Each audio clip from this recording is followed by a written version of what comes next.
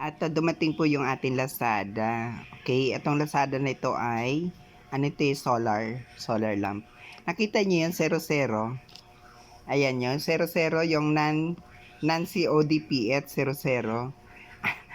Okay, ibig sabihin kasi niyan, nabayaran ko na.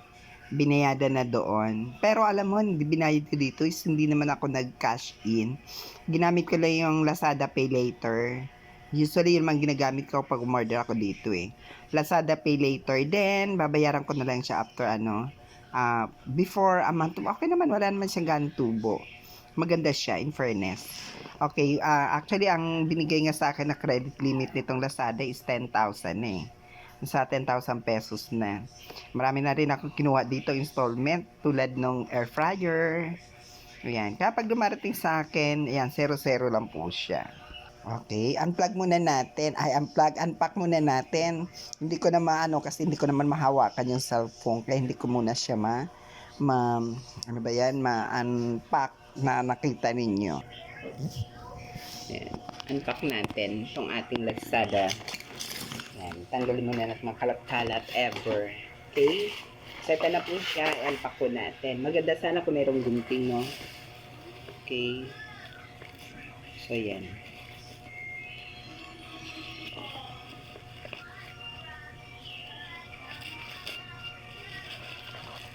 Ano ba? Walang panggupit.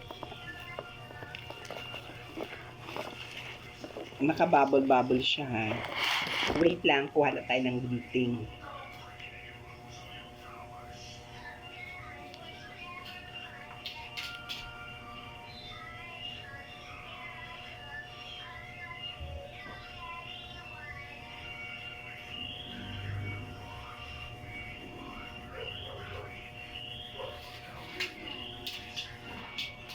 Okay.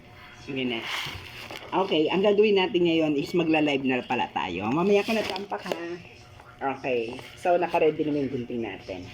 Thank you. Mamaya pakita ko sa inyo. Ila-landscape ko kasi itong mamaya.